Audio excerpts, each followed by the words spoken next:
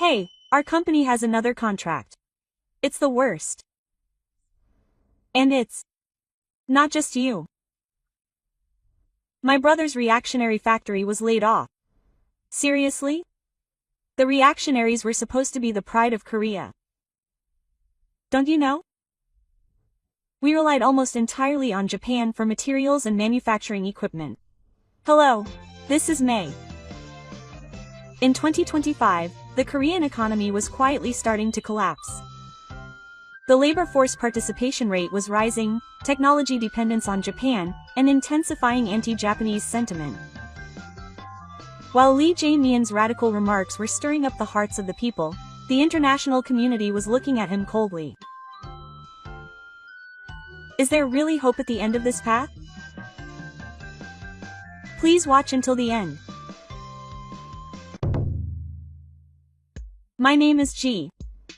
I'm an ordinary Korean who was born and raised in Seoul. I currently work at a mid-sized advertising agency, but to be honest, every day is tough. The economy is so bad that clients are constantly canceling bonuses. That's been a dream since last year. Back in the day, when I was in college, I used to think that Korea was an amazing country. K-pop, movies, and even smartphones are selling all over the world. My friends and I often talked about how we would be fine without relying on Japan, the old country. But the reality is cold and heavy. Even while I was working, someone in the car kept saying that another client company had gone bankrupt or that they were cutting advertising costs. It's ridiculous. I'm paying rent, so how am I supposed to make a living? When I saw the unemployment rate on the news recently, it made sense. Before I knew it, all the cafes near my workplace had closed down. Even chain cafes were closing down. This is seriously bad. I heard this kind of talk when I was having lunch with my friend who works in civil engineering. Our company got another contract. It's the worst. It's not just you. My brother, the reactionary, was laid off from his factory. Seriously? The reactionaries were supposed to be the pride of Korea. Don't you know? We relied almost entirely on Japan for materials and manufacturing equipment. That's right, that's where it all started. I realized that something was off inside me when I learned in high school that Japan was a country that had done bad things in the past and should apologize. Every time I turned on the TV, there was a half-day drama. If a celebrity made even the slightest negative remark about Japan, they would get into trouble, so I always believed that Japan was bad and Korea was good. But is that really all true? I've been hearing that a lot lately. If it weren't for Japan, Korea wouldn't have developed to this extent. I didn't want to believe it, but when I looked up the term tourism miracle, I found out that it has to do with the claims settlement agreement signed with Japan in 1965. At that time, Japan provided Korea with $500 million in economic cooperation. That money and technology were used to build infrastructure and form the foundation of Korea as it is today. No, I didn't learn anything like that in school. Around the same time, a statement by Lee Jae-myun was going viral on social media. He said that cooperation with Japan is an insult that hurts national pride. Is he serious? He's certainly popular and there are many people who agree with him. But isn't the reality behind those words just plain wrong? Last week, he was doing it again in town for half a day, burning the Japanese flag in front of the statue of the comfort women. But my heart doesn't get as heated as it used to. But I want people to see reality more than that. Companies are going bankrupt and life is getting harder and harder. Will anything change just by venting my emotions? Honestly, I think what Korea is lacking right now is calmness. I've been feeling a bit uneasy lately.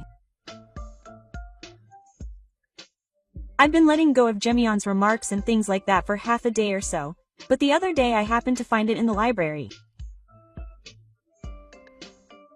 It's called the 1965 Japan-Korea Basic Treaty. I wonder why I didn't know about it before. So I looked it up and it was shocking. Apparently, Japan and Korea officially became a nation that year. They discussed past issues as well. One of the items in the agreement was the Japan-Korea Claims Settlement Agreement, and apparently Japan provided economic cooperation to Korea in the form of $300 million in free aid, $200 million in loans, and $300 million in private loans. I didn't know about this. Me too. Actually, it wasn't written in the textbooks. Yeah. That's why I always thought that Japan didn't do anything for me. The South Korean government used that money to build railways, ports, highways, and power plants. You've probably heard of the miracle of tourism. Yes. Did you know that that was actually based on support from Japan? I was really surprised. Wait a minute. And yet you're saying we should do that now? Where did our tax money go? What's more, Japan gave the money on the condition that it would be resolved in the form of state compensation rather than individual compensation, but the South Korean government just used it for domestic development and gave almost nothing to the victims. Wait a minute. That's our government's problem. And yet they're still bringing up the victims and saying that Japan is to blame and that Japan should pay. Isn't that incredibly dishonest? Of course, I'm not denying past history. They must have met before, and it's true that the victims suffered. But there was a treaty signed to resolve the issue, and they agreed to it, so why are they doing it again now? What's the point of doing half a day? They're just acting on emotion. The government and the people. If they keep doing that, they'll never be able to move forward. Since then, the way I look at the news has changed. Oh, Jimin was shouting again. Half a day is national pride. We should cut off relations with Japan. Is that really for the people? The economy is in trouble now in 2025, and diplomatic relations are cold. Travel is difficult due to the weak yen and high temperatures. The tourism industry is also in trouble. The manufacturing of reactionary products has stopped because Japanese materials are not coming in. My friend's older brother said he was fired from his factory. That was for real.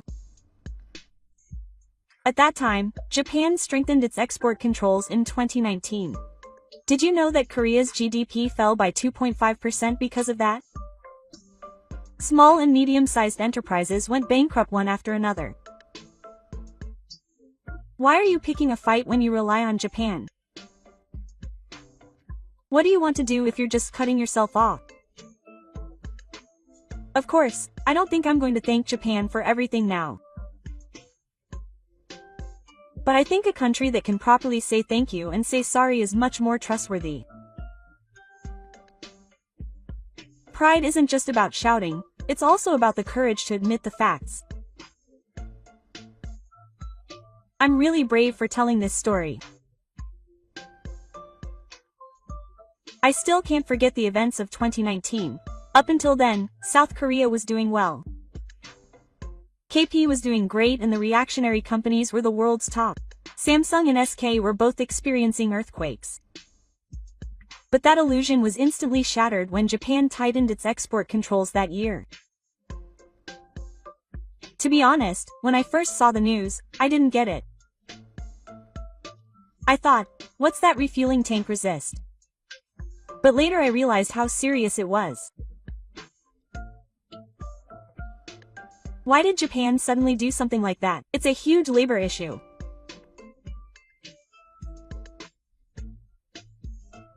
The South Korean Supreme Court ordered Japanese companies to pay compensation, and the issue had already been resolved by international treaty.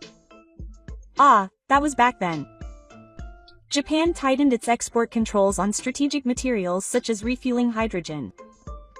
They stopped giving preferential treatment because they doubted whether South Korea was properly managing them. This wasn't an export ban, It was just a matter of selling if the proper procedures were followed, but the South Korean media and government made a big fuss. It was economic retaliation. It was an act of war. It was a Japanese export. At first, I thought Japan was being mean again. But wait a minute. Who ended up getting in trouble because of this? It was small and medium-sized Korean companies. They couldn't get the materials they needed for the reactionary bodies, which caused production delays and complaints from their destinations, leading to mid-sized manufacturers going bankrupt one after another. There were articles about electronic bankruptcies in the news every week. Several of my company's customers were panicking because their supplies of Korean-made parts had stopped and their deliveries were delayed. Did Japan lose anything? Honestly, nothing. If anything, it was only Korea that suffered. The no-sell movement didn't work at all. Remember that Japan movement? They were attacked at Uniqlo and they wouldn't buy fireworks. But in the end, everyone came back. A year later, Uniqlo was back to normal and Japanese products were selling well again. They just made a fuss and nothing changed. So, what did the Korean government do during that time? They said they were internationalizing, but they still haven't done it. Especially the recirculation tanks. In the end, it became clear that they couldn't use anything other than the high-quality ones from Japan. Well then, this is the result of acting on emotion.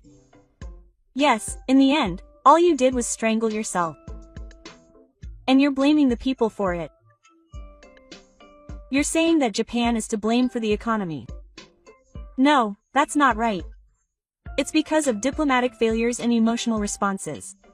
On top of that, I wish they would stop inciting Japan even more. Whenever something happens, it's Japan's fault. Every time something happens, they bring up history and blame it. Korea hasn't become independent. It's sad that they say they're proud of it. Maybe those who think it's embarrassing are in the minority. I think many people have noticed it, to be honest. But no one can say it. If they say it, they'll be labeled as a scammer and will be looked down upon at work. I can't say it to anyone except episode 4 either. I really can't confide in anyone. But I've been screaming in my heart all this time. Please, look at reality. Lately, they've been saying on TV a lot about how the comfort women issue is the hottest thing, and I couldn't help but point it out. Huh, again? After all, wasn't it in 2015 that Japan and South Korea formally agreed to resolve the issue finally and irrevocably? The whole world was watching, even with the US involved, so why are they digging it up again? They're just collecting tabloids. This is a country where justice changes when the government changes. Justice is a convenient word. In the 2015 agreement, Japan agreed to provide 1 billion yen and South Korea decided to establish a foundation to support former comfort women. Prime Minister Abe also expressed his apology. I think this was a huge deal. However, the following year, South Korean civic groups and opposition parties strongly opposed it. The talk of removing the statue of the comfort women was also dismissed, and the agreement was ignored. Then, in 2018, the Moon Jae-in administration unilaterally dissolved the foundation. What? They just did it on their own. That's why I thought. If they keep doing things like this, who will trust South Korea? From Japan's perspective, it'll be like, we already said it was over. If that makes them think that they can't make promises to South Korea after all, who is really losing out? Trust, once broken, never comes back. But too many people don't understand that. Half a day has become a national shame, not a national honor. Recently, even young people have started talking about whether the comfort women issue is being used for political purposes more than necessary. But the moment you say that, you get completely bashed online. You're a fool who doesn't know the history of Japan. no one is scared to say anything. Besides, if Japan is asked to apologize again and they do, will it be over for good this time? They'll probably start saying it wasn't heartfelt in a few years. I really hate the feeling of using the victims as a shield. And politicians are using things the victims themselves don't want. Don't use the past to improve your own image. Have you ever thought about what would happen if we were to cut ties with Japan? The number of tourists would decrease, technology would stop, and military cooperation would disappear. We would be diplomatically isolated and lose the trust of the United States. We would be completely left behind by the global community that South Korea loves. What are we going to do about our own future? Before shouting about national pride, I want them to look at reality. And yet, the government is still emotional. They keep saying the same thing. Don't give in to Japan. We demand a genuine apology. But they don't come up with a single concrete solution. Isn't it unfair that the country's leaders just keep stirring up problems and keeping the people quiet? If they keep doing that, no one will be able to move forward. I want to stop looking only at the past. What's important is our current lives and the future. What can my generation leave behind? I've been hearing this a lot lately.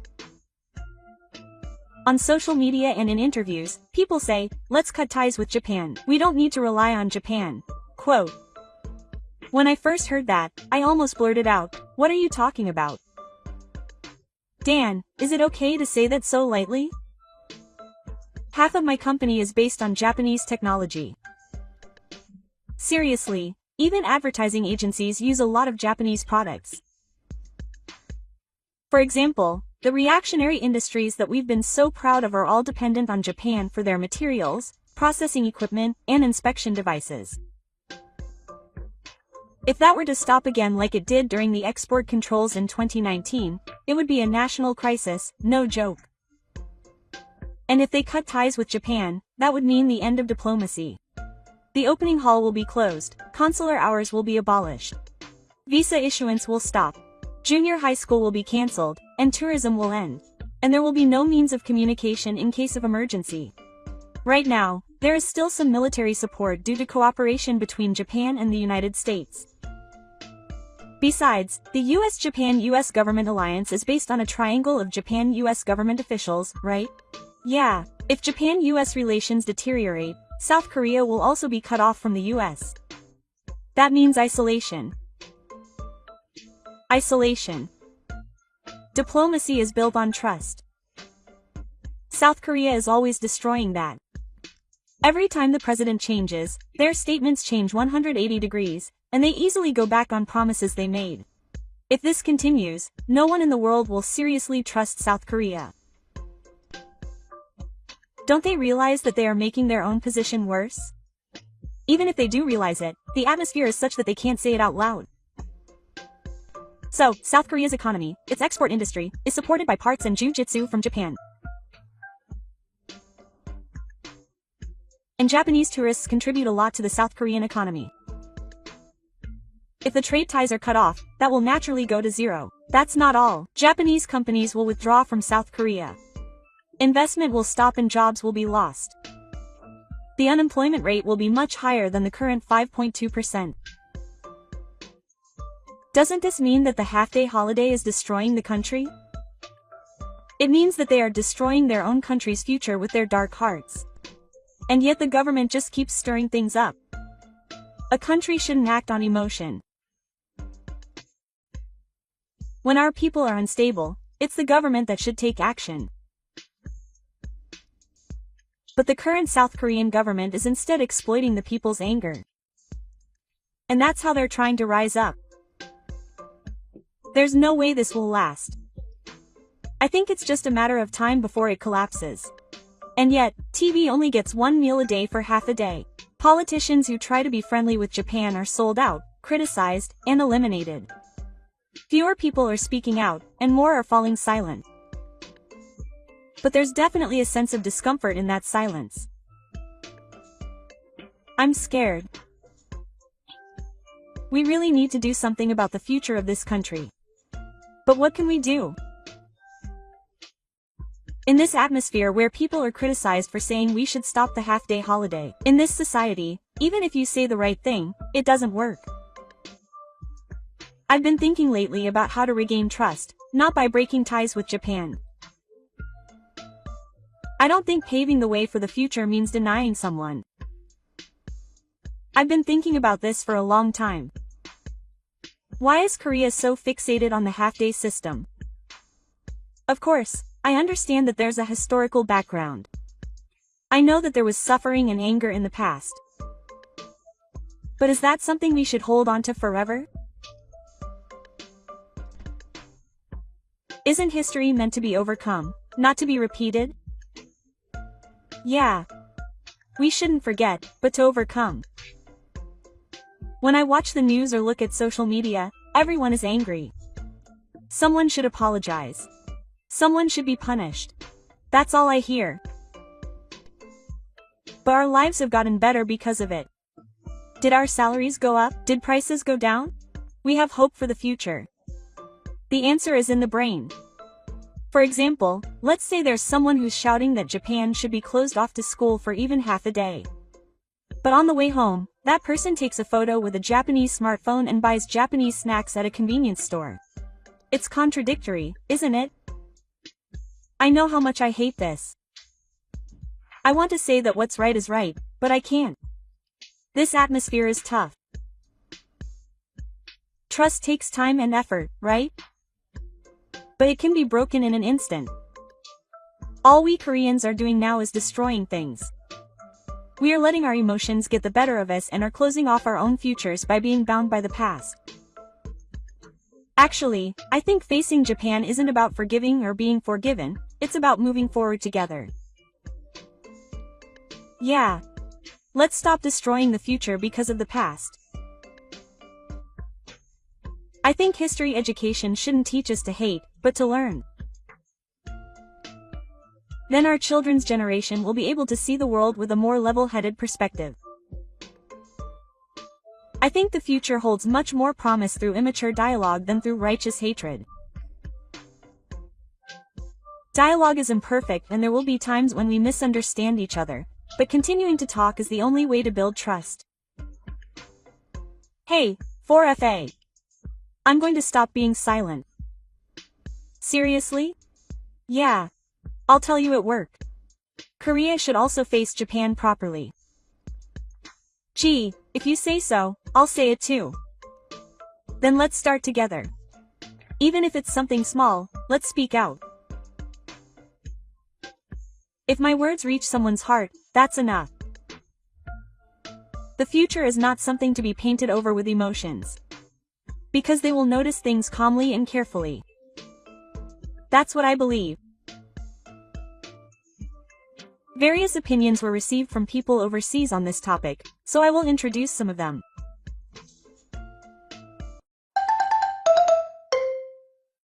I think Koreans should study hard.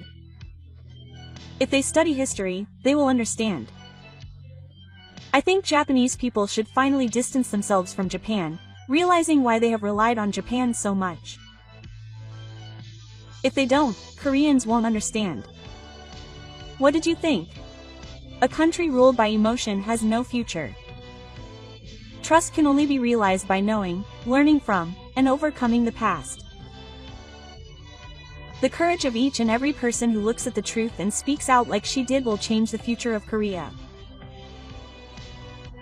Please let me know your thoughts and opinions in the comments. Thank you for watching until the end. See you in the next video. That's it. I apologize for interrupting you during your busy schedule. Let me start with the conclusion. Japan has officially decided to cancel the bond plan for the Japanese embassy in Seoul. What? It was cancelled recently. Yes, I have reached my limit of patience with the South Korean government's response. With those words, the call was abruptly cut off. It was a one-sided notice with no explanation. What? This is a complete insult. Hello? This is it. Korea is a country that will never be forgotten. Civilian rule and women's schools. The memories that Japan once left on this country have not disappeared even now. The anger and pain that have been passed down through generations continue to take root as the feelings of the people and are transformed into political language. That is why Korea has continued to demand an apology and compensation from Japan. And now, a new seed of reparation is quietly beginning to burn. What on earth happened?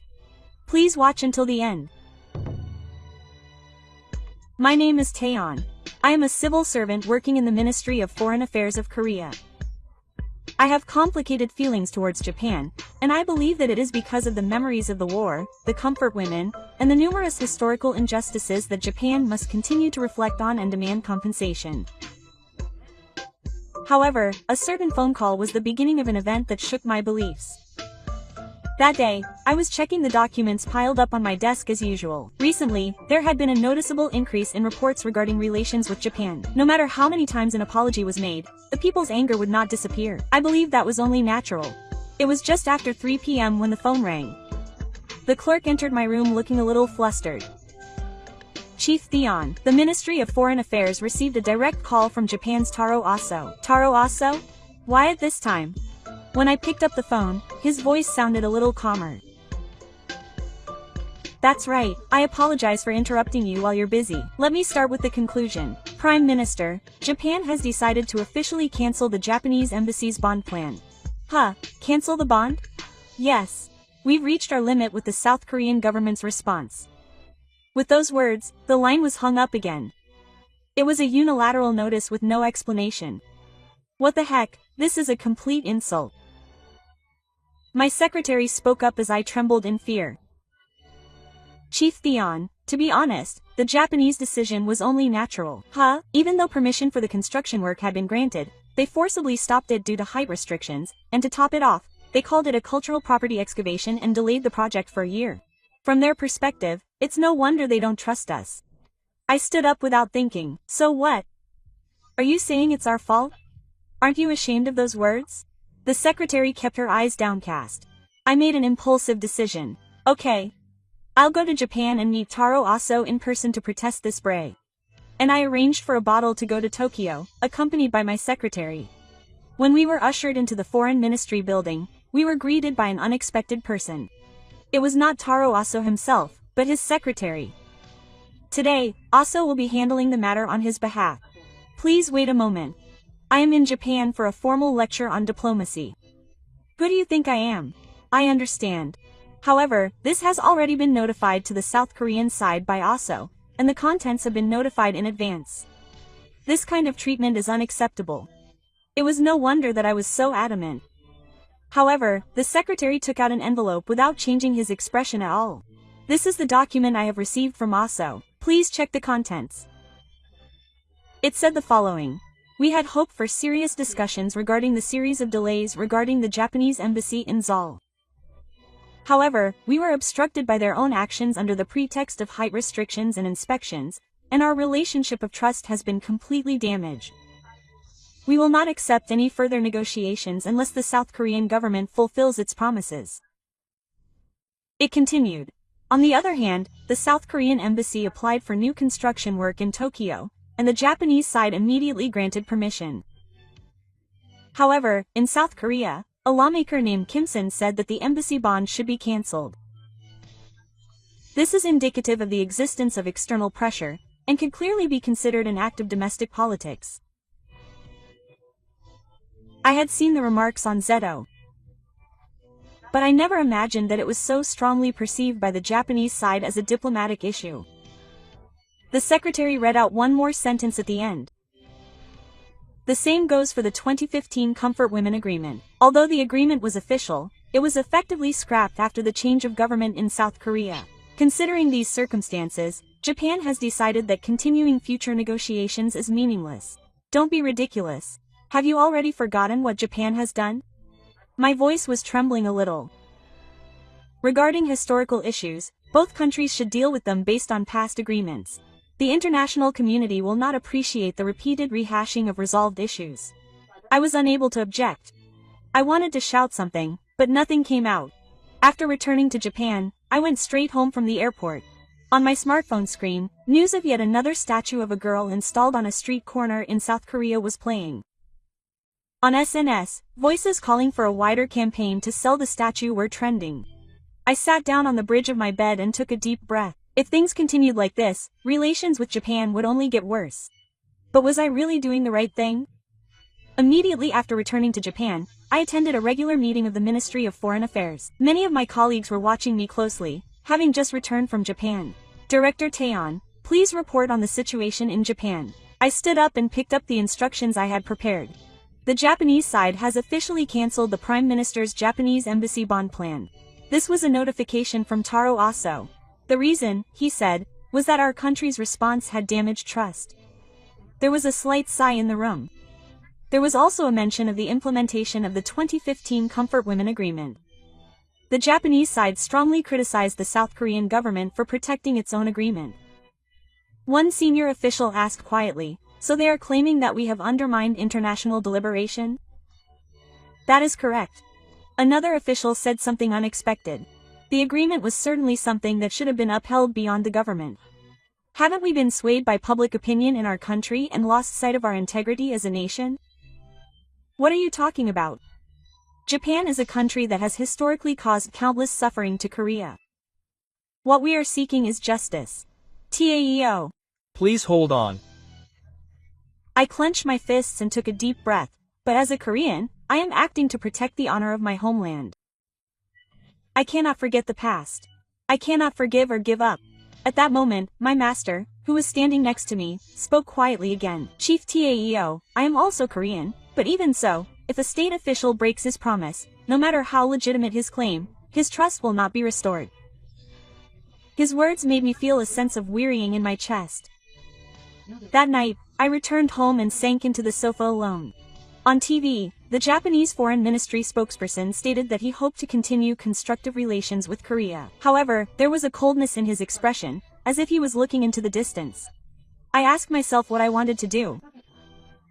I had asked Japan to apologize for the victims of history that had happened for the sake of justice, but the reality is that this has now resulted in damage to international trust. I was unable to argue back with the Secretary General at the Ministry of Foreign Affairs in Tokyo. That was what stuck with me more than anything. The next day, I contacted an old friend. A college classmate who had studied in Japan. She now teaches international law at Seoul National University. When we met at a cafe, she greeted me with a gentle smile. "Long time no see, Ten. I saw your name on the news. It must have been tough, hasn't it? To be honest, I'm confused in many ways. I'm starting to wonder if what I thought was right is really right."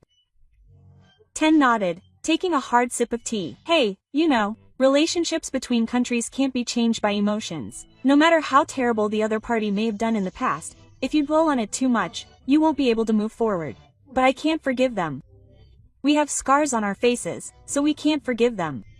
We keep the past close to our hearts so that the memories don't fade, but we move forward into the future. That's what diplomacy is all about. I feel like you're starting to forget that." I quietly looked away. That night, I took out a document that I had kept in the back of my desk for many years. It was the preamble to the 2015 Japan-South Korea non-agency agreement. I read it over. Surely, there were words there that were necessary for the two countries to build a relationship that was forward-looking. Why didn't I try to accept this content at that time? Every time the news of the installation of the Comfort Woman statue came out, I would tell myself that this was the voice of the people. But now I was beginning to realize that this was preventing dialogue for the future. My beliefs were crumbling. But maybe that wasn't such a bad thing. A change in belief meant that a new perspective was born within me. I had begun to think that way, just a little bit. The next morning I went to work earlier than usual. My friend's words in the document of the Comfort Women non-issue agreement that I had read over and over again swirled in my head. When I opened the door to my office, I noticed a heavy feeling in the air. Everyone looked at me and immediately looked away. The greetings were awkward and there was a somewhat hesitant atmosphere. "Director Theon, the director is waiting in the conference room." I nodded and walked into the conference room. When I opened the door, the director and several other executives were lined up. "Director Theon, please take a seat. Excuse me." The director stared at me silently for a while and then said, "Your remarks in Tokyo and your comments to reporters after your statement have been called into question in some reports." Problematic, teacher? I was merely stating the facts. some have pointed out that those facts are diplomatically inappropriate. In particular, statements that seem to agree to some extent with Japan's claims could provoke domestic public opinion. I was taken aback. Are you saying that we should prioritize repairing relations with Japan over the anger and memories of our people? I didn't say that. However, from the perspective of national interests, your personal feelings are coming to the forefront. We need to make calm judgments and respond. I tried to react, but I kept my mouth shut, not with emotion, but with logic. I sat next to Hisho on a rooftop bench on the day of the cleaning.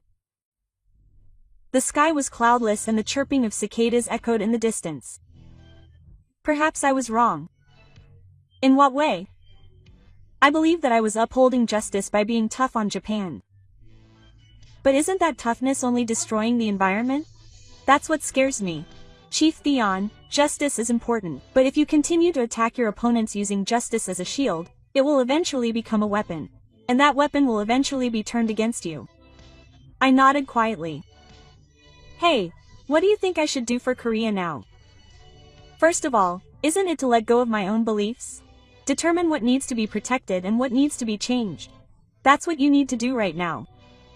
That night, I received an emergency call from the presidential office.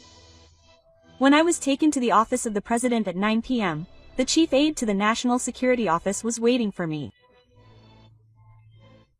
Thank you for waiting for me. Why was I called? Hodate began to speak while spreading out the documents. In fact, the Japanese government informed me that it would put some of its economic cooperation projects with Korea on hold. The reason is a matter of trust. Perhaps it's the issue of the statue of the former Comfort Women and the implementation of the Comfort Women Agreement. In addition, it's possible that the actions taken to suspend the bond this time were seen internationally as a way to curry favor with domestic public opinion. In other words, the South Korean government was perceived as a country that prioritizes domestic affairs over international commitments. That was a misunderstanding, but diplomacy is all about avoiding misunderstandings. A situation that creates a misunderstanding is a defeat. I was speechless. I had believed that I was right until now, but perhaps that rightness hadn't reached anyone. When I got home, I contacted her again. She answered the phone right away, even though it was late at night. At this hour. Perhaps I am not cut out to be a diplomat after all. In the name of justice, I destroyed something important. Theon, that's not right. You are simply reconsidering how you express justice. That is not defeat, rather, it is growth. We must not forget growth. But it is also dangerous to use the past as a weapon in the present. I believe you have the power to strike that balance. I put a little more strength into the hand gripping the phone. Thank you, friend. That weekend, I visited the former site of the Japanese embassy by myself. Although it had recently been halted, there were still traces of construction there. A sign posted there read, along with the original blueprints, that they would build a bridge to the future. Maybe those words weren't a lie. I felt the need to question the meaning of my work once again. Citizens holding protest placards had gathered around the statue of the eldest daughter, but I could only watch them from a distance. It was not about shouting, but about noticing. It was about dialogue, not about attacking. I had finally begun to understand the difficulty of this, and I slowly began to walk. On Monday morning, I walked to work without hesitation. During the quiet weekend, I asked myself this question over and over again. I had been using anger and sadness as motivation for my words, but now I have finally begun to consider the path of construction. Immediately after returning to work, I requested a meeting with the director. I was shown into Wang Sol-sul and sat across from him across the desk. Theo-chan, has something changed in your mind over the weekend? Yes, I have been too emotional towards Japan up until now. Of course, I have no intention of denying the historical pain we have endured, but I understand that refusing future dialogue on that ground would ultimately be against South Korea's national interests. Oh. I have a suggestion. We should establish a joint Japan-South Korea committee on the issue of the Comfort Woman statue and use it as a place for dialogue to convey the circumstances surrounding its installation and the victims' stories to the world. Instead of further widening the gap through lectures and symbols, we should create a space for mutual understanding. The director's eyes widened in surprise, but he immediately nodded quietly. You have changed a lot. Oh Chan, you haven't changed, you have just realized something. There are limits to diplomacy that imposes emotions. Now is the time for us to use our words for the sake of the future. However, my remarks caused more ripples than expected. The next day, several newspapers prominently reported the minister's remarks as being from Japan's perspective, and slanderous comments such as "a traitor" and "a Japanese pawn" were made on social media. The ruling party member of the National Assembly, Kim, was particularly at the center of the criticism. He held a press conference and vehemently criticized my remarks. It is absolutely unacceptable to compromise the dignity of a nation and curry favor with the logic of the perpetrators. That afternoon, I was summoned to the National Assembly and questioned about the position of the Ministry of Foreign Affairs. Taeon-ji stated that the Comfort Women Agreement should be implemented. Is that true? Yes. Formal agreements reached by a nation should be respected even if the government changes. Then you are not abandoning the women victims of our country. Instead of abandoning them, change the way you protect their dignity. You will not gain the trust of the international community by simply continuing to lecture. Silence fell over the room for a moment. I kept opening my mouth. Protecting the statue of the comfort woman and advancing diplomatic negotiations can go hand in hand. What is needed is to convey our justice in a way that is understood internationally. Talking instead of shouting, accepting instead of attacking. I believe that is the attitude that is needed in South Korea's diplomacy today. Some of my mother-in-law applauded in agreement, but many lawmakers still gave me cold looks. On the way home, my secretary asked me quietly in the car, "Chief Theo, what are you going to do from now on?" "I'll just do what I can. Even if I'm evacuated, I'll do my best to do my job." Aren't you a little scared because South Korea is a trusted entity in the international community? I am scared, but even so, we have to move forward. Nothing will change unless someone takes the first step. I suddenly thought back to my past self. Back then, I saw Japan as an enemy, but now I see it as a dialogue partner. Just that alone changed the way I see the world. The next day, I notified the ministry and sent a proposal to the Japanese side. It proposed a joint exchange of opinions between private and government lawmakers regarding the portrait issue and the circumstances surrounding the suspension of debt performance due to non-agreement. A short while later, I received a reply from the Ministry of Finance, which said the following: "We understand the gist of your proposal. We are currently in discussions with the relevant parties. We also hope that Sangbo will begin a calm and constructive dialogue." I held the document close to my chest and breathed a sigh of relief. The message reached me. The door had opened, if only slightly. The news that the proposal for dialogue had been accepted by the Japanese side brightened my spirits a little. That moment of progress, even a step forward, was a source of strength for me. However, at the same time, it only served to further strengthen the opposition within the country. My name was being spread among the ranks of diplomats who had failed to act, traitorous bureaucrats, and women who had forgotten history on social media, and posts with my face were becoming more prominent. Anonymous anger, emotional accusations, and even words that mentioned my family. "Chief Theo, you may want to refrain from going out to the shrine for a while." Does that mean I should run away? No, it doesn't. The key to future dialogue is that you are safe. If you collapse here now, who will take care of the housework? I nodded silently. In the midst of all this, I received a call from Iga. This time, it was a meeting with the head of the National Security Office and Assistant Deputy Chief Oda. The atmosphere was tense, and when I entered the room, everyone's eyes turned to look at me. "Deputy Chief Theo, let me ask you this frankly. What do you want from the statue of the girl?" "Yes, I can. It's not about its removal. I believe that it should be re-established as an international forum while respecting its significance as a forum for international dialogue." Then why did you make such a statement that was reported in such a way? It is my own lack of expressiveness that caused the misunderstanding. All I thought was that as a diplomat, I should pursue calm diplomacy without relying on emotions. The elderly advisor in the back of the room slowly opened his mouth. "But isn't that Mr. Reese ending up ignoring the feelings of the people?" Still, diplomacy that relies entirely on emotions will fail in the long run.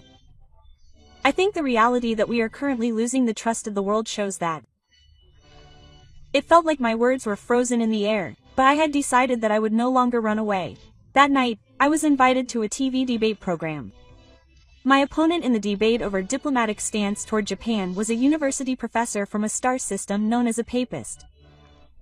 "First, please tell me your thoughts on Chief Theo's proposal for dialogue with Japan." Japan-South Korea relations are in a situation where they are too caught up in the wounds of the past to move forward. I believe that we can think about the future without forgetting the past. That's idealistic. Why is there a need for dialogue if Japan has not shown genuine support? Even to express remorse, words must first be exchanged. Understanding cannot be achieved without dialogue. It is not up to us to renew that understanding, but for Japan. Why should the victims make concessions? Concessions and giving in are different. Concessions are a manifestation of the will to Taiwan. A country that can do that is a strong country. After a moment of silence, applause broke out in the studio. There was a mixture of approval and disapproval, but I felt that it had certainly reached its intended audience. After the program, I was alone in the waiting room and checked the notifications on my smartphone. There were still many voices of disapproval. But among them, there was one message that caught my eye. I am the granddaughter of a former comfort woman. I have been waiting for someone like you to speak honestly, even if quietly. Thank you. The back of my eyes felt hot. Thank you. You too. I will convey the memories of the victims that I have not forgotten with all my heart. That is my job. That week, the Japanese government officially requested consultations on the establishment of a joint committee. It clearly stated that they would consider the South Korean government's proposal in a constructive direction. Our small step had certainly reached its intended audience. On the other hand, I also heard rumors that discussions about my body were beginning to surface within the South Korean government. Even if I were to be alone, I would do what I had to do, even if it meant ending everything. This is the path I chose. I have no regrets. As the joint committee meeting began, Japanese and South Korean foreign affairs officials sat down at the table with a sense of tension. The meeting was held in Geneva, Switzerland, a neutral third country.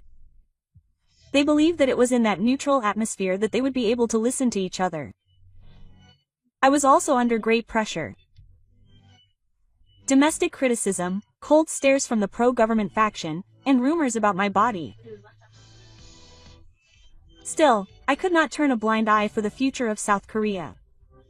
The first day's meeting was extremely quiet, and there was a long silence before I could speak. Eventually, the leader of the Japanese delegation spoke up. We believe that while building on the 2015 Comfort Women Agreement, we should seek a new approach toward true understanding. I looked him in the eye and responded. We are not here to reopen the wounds of the past. How can we respect those memories while thinking about the future? That is the purpose of this dialogue. At that moment, I suddenly felt that there was a need for air. Members, I exchanged words with a female Japanese bureaucrat at Hotel La Vie. Her name is Shiriishi Maki. She is of the same generation as me and has also chosen the path of diplomacy. I was honestly moved by your remarks today. Thank you. But you are being treated as a traitor in your own country. I understand. When the Comfort Women Agreement was made, I was also attacked domestically for being too weak. I see. But someone has to build a bridge. I think people like us who know how to speak up should do it. I nodded in agreement with her words. Japan, we certainly stand on history.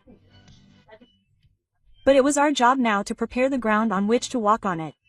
After my indictment, I was given an official notice from the government. I would be resigning from my position as head of the Ministry of Foreign Affairs and moving to the Institute for Diplomatic Strategy. It was a leftist campaign for independence. While the government showed a certain appreciation for my actions, it was the result of fearing a backlash from domestic public opinion. I am sorry. It was my own lack of ability. It was not your fault. This was also the result of my choices. I'll take it seriously. I tidied up my desk without saying anything. This is the place where I've worked for many years. I've fought and learned from my anger here. And more than anything, I've learned through experience that the way you communicate is the most important thing in diplomacy. There are words that can reach beyond anger and criticism. Now that I know that, I won't hesitate anymore. Even if my desires change and my position weakens, I'm a diplomat. I'll continue to do my job of delivering love between people and between countries. What did you think? Taeyeon used his angry voice as a weapon, but he believed in the power of words and changed his behavior. If all Koreans were like this, the situation in Korea could change dramatically. Please let me know your sensibilities and opinions in the comments. Thank you for watching until the end. See you in the next video.